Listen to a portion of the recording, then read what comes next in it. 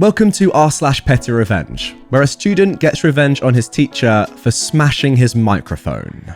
A petty microphone cold war with a music teacher. This was back in mid-2019, right when I graduated from high school. My school hosts annual last day of school concerts for students, and frankly, our school is notorious for its very unreliable sound system and a lack of musical equipment. There's always something either missing or broken, so borrowing equipment from students is common and somewhat expected. Yeah, a strange first impression of your school there, not gonna lie. On the day of, an 8th grade music teacher, let's call him Mr. Bennis, whom I never really met before, asked if he could borrow my microphone for the concert. They needed extra. Now, I usually lend my music stuff to the school concerts anyway, and he knows this too, so no biggie, he could have it. They always come back in one piece, and the school faculty are quite responsible with borrowed stuff. Except for this one time for some reason, while I couldn't attend the concerts, it came back with a huge dent on the steel mesh. The next day, Mr. Bennis returned my dented mic nonchalantly and didn't even mention the very obvious dent there. He just handed it to me, said thank you, and went back to his phone. I was the one to bring it up and told him it definitely wasn't there when I lent it to him. He said something along the lines of, "Oh, I'm sorry, it was probably one of the performers who dropped it. That happens all the time with kids. Haha." I told him it was still his responsibility, even if he didn't drop it himself. He replied with, don't worry, it still works though. It was gonna dent sometime anyway. No musician is without one. Ha ha ha. As vocally annoyed at him as I was, he was right. Most dynamic microphones drop all the time, and the mesh will get dented eventually. It still works fine, and you don't need to replace it. I probably shouldn't have lent something somewhat expensive to someone I don't really know, either. Still, I was extremely annoyed. The next day, which was also the last day of school, I waltzed into the music room that he is responsible for, sneakily snatched a pristine music room microphone, brought it to a classroom with no one in it, and made it drop 5 feet right onto the ceramic floor. There was a loud clang upon impact, and sure enough, it was quite dented, but it still works just fine. Besides, that was my very last day of school, and no one saw me go in or out of those 2 rooms, so all eyes should be on Mr. Bennis about that dented school microphone. Or no one would care about some dented mic. Whatever. Still satisfied I could get an eye for an eye, or steel mesh for a steel mesh, I guess. Oh, they break all the time, do they? I'm not sure that's true, and I know that because I've got one right here. Look at this, right? This is a little wind protector, plosive remover thing that you put on mics. This is what we're referencing here, the steel cage around the microphone, which is inside. As you can see, not dented, yeah? Pretty pristine. Not gonna lie, these microphones that are nice, dynamic microphones, they do cost a lot of money. So for Mr. Bennis, weird name, but anyway, for Mr. Bennis to be going off on one, saying that they're not that important and they break all the time, no, they don't. And now moving on to our second story of petty revenge. They asked if I saw a phone laying in the streets. Nope, not in the streets, hadn't seen it. I moved here a few months ago. On one side, my neighbor is a cool little old man on the corner of the block. On the other side is a family with at least one kid in their late teens, maybe early 20s. At least past high school, because school is back in session and I see them around on weekdays. Could be more than one, but there are quite a few that age who come and go, and I don't know them. They live in a massive McMansion and have several cars between them. The rest of the block are houses built in the 1950s or so. Not bad homes at all, but nothing huge. It's not a busy street, zero traffic, and the houses are spaced pretty far apart. The neighbours' teens were walking through my backyard, and the old man's backyard, to get to the street around the corner. Sometimes at night. We've got 2 young kids who go to bed at around 8:30, and the youngest has issues that severely affect her sleep, causing her to be up all night at times. Sometimes they were woken up by the neighbours' teens walking through at like 11 PM, talking, laughing, or playing music on their phones. Part of the reason we chose this house is how quiet and spacey the neighborhood is. After a couple of weeks of this happening, about 4 or 5 times, I went to go and talk to the neighbors. The dad answered the door.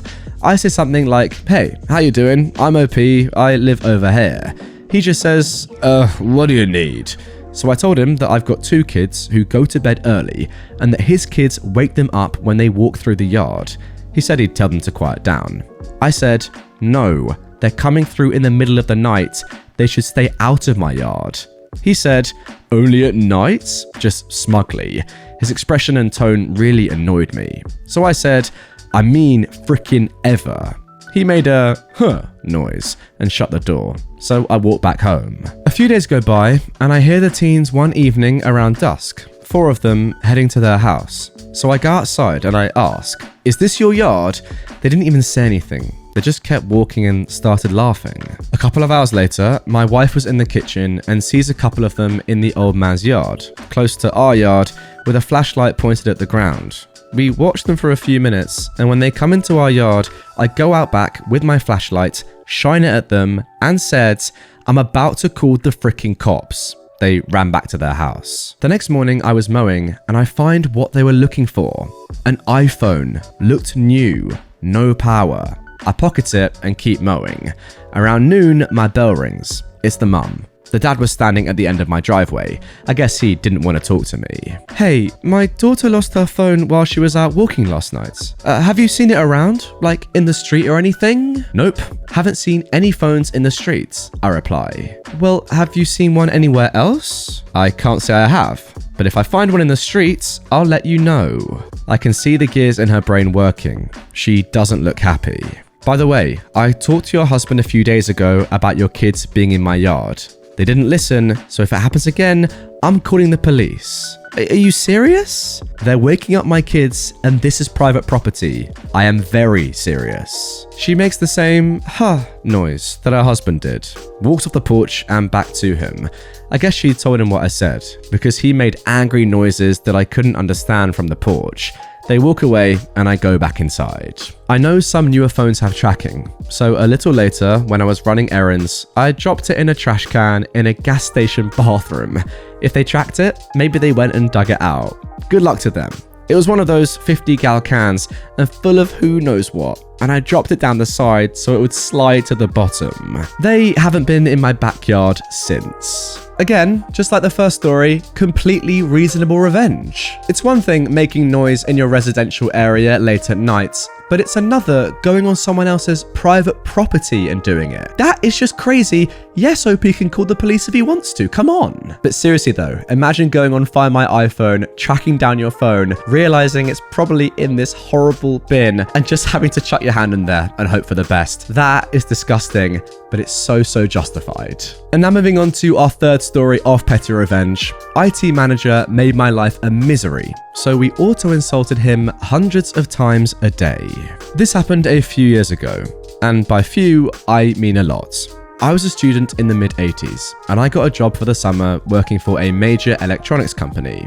It was low-skill, boring grunt work, but it was a foot in the door and it paid good money. I worked in the IT department, next to a very noisy room filled with very wide dot matrix printers that buzzed and chattered all day long. It was the central printer room for the VAX system that we used back then. Now, one of my jobs was to take the huge fan-fold printouts, each stack was about 2 by 1 feet and about a foot high, and separate it into individual print jobs, lay them out on a table for people to pick up, and also to refill the printer with new paper. The noise drove me nuts, so I closed the door. The IT manager found out and insisted that the door stay open so that I could hear when a printer was out of paper. The printer gave out a series of beeps when the paper had run out. Let's just call this guy Dick, because A, his name was Richard, and B, he really was a dick, a real petty tyrant. Hey guys, it's not swearing because, Dick is a name. In a nearby room was Bob. Bob was an odd guy. He was an absolute hippie, a relic from the 60s. Bob was a slacker. He appeared to do the minimum work necessary to stay employed, but he was also a genius, a hobby electronics experimenter, proper old school coder, COBOL and Fortran, radio amateur. He wrote for electronics magazines, designed and built his own computers, radios, and hi-fi gear. He would happily fix any electronics you brought him and refuse payments, and he was the go-to person for almost anyone in the company with a technical problem. The odder the problem, the better he liked it. Senior engineers would come to Bob with a question and go away with an answer. Sometimes he was seconded to a project to consult, and on more than one occasion co-authored a technical paper and was named on a patent or two. Most of the time, Bob didn't want any recognition or fuss, but usually you got to hear through the grapevine that it was his work. He liked his little room and liked to be his own boss. I like Bob. He was a genuinely nice guy. He had a lot of power in the company through a lot of favors, but he never wielded it. He was always helpful to anyone who asked, from MD to summer students like me.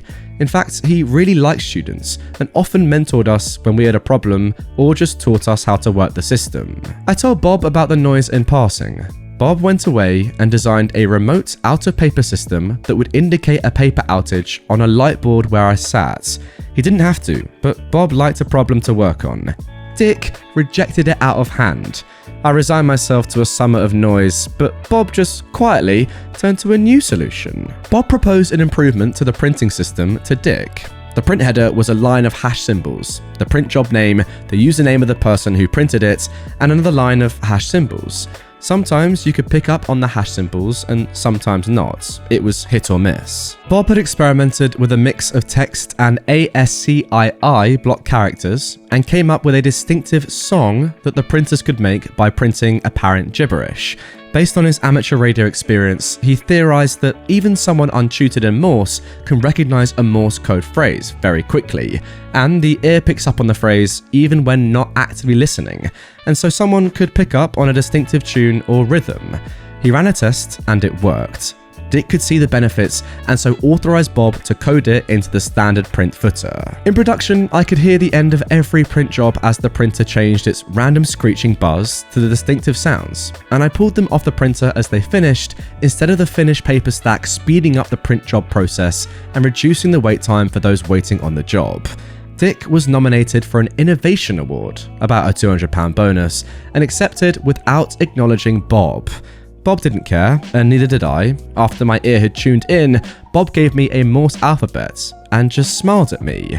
He had coded symbols for 2 lines at the end of the print that sounded like F*** Dick in Morse code. That's FUK-DIK. Now, this didn't reduce the noise, but it made it bearable knowing that every print job was an insult. It also made me happy that there were a few radio amateurs in the company who all know Morse, and they all knew Bob, so I guess he told them. When they came to the print pickup point, you could see some of them catch the phrase and smile. Sometimes it's the petty revenges that mean the most. I rejoined the company after I graduated 3 years later. Bob had medically retired after a massive heart attack and died shortly after. Dick had moved on, and we were beginning to move to the massive computing power of desktop 386 PCs, with local printers instead of the VAX system. But I went down to the print room one day to hear F*** Dick over and over. It made me so happy. I may have shed a little tear at that moment in memory of Bob. Oh, what a man Bob is. Stories like this are just so good because they are so petty. You know, Dick would never have known and probably never knew that this was happening, but people a lot more intelligent than him, like Bob, who clearly was probably a little bit undervalued by people like Dick in this company, just know what's going on and are just secretly telling him to F off. It's brilliant. It really, really is. And now moving on to our final story of petty revenge. Told my entire company my pay rate as I was walking out the door. I wanted to stir up some trouble. I knew I wasn't going to use this particular company as a reference, and I was already hired at the next company and I had my first day all scheduled, and I was angry at the company I was leaving for various reasons. So, on my last day, as I was downloading my pay stubs and insurance information and anything else I might need in future pertaining to my HR with the company, I stumbled on an org chart. Curious, I exported to CSV. Oh, wow, this org chart has everybody's email address. I cleaned up the spreadsheet so it just had email addresses. Saved it, edited it in Notepad so it gives me only email addresses in CSV formats and it's easy to copy and paste. Then I made a burner Gmail address. I know Gmail was accepted inbound by the company because I've worked there forever and received email from Gmail addresses all the time. About a week after I left, a week into my new job, I sent an email to the entire company from my burner Gmail that said, I am a previous employee. I made this much per hour upon my termination in 2020. I never received a performance evaluation in the 4 years I worked at the company. Furious in Florida. The signature was my little homage to Ann Landers. I kept it short and sweet, only said the one thing that no employer wants you to say to a coworker, your pay rates. I worked there until 2021, but I figured maybe if I say 2020, it might be a little less obvious it was me. They fired a lot of people at the start of COVID. I knew I was making a lot of money compared to a lot of people there, but I was still in the middle of the pay range compared to others. The HR rep refused an exit interview, only gave me a PDF survey to sign and slip under his door on the way out. So I forced my exit interview on the whole company. I really hope I stirred up some trouble. Oh wow, what a mess you just left this company in. It really is exceptional, because now you'll have every single employee saying, you know what? Yeah, I do deserve some more money, and that's going to be the biggest headache of all time. Well done. Anyway, guys, that is going to do it for this episode of r/PettyRevenge. I really hope you've enjoyed it. If you did and you want to see more from this subreddit and from me right away, check out this video on screen. Also, drop a like on the video and comment your thoughts on these 4 stories down below. A couple of crackers in there, a couple more technical ones for you tech nerds. Let me just say, I don't mean that in a bad way. I'm one as well. And yeah, if you enjoyed, I'll see you all tomorrow with a brand new one.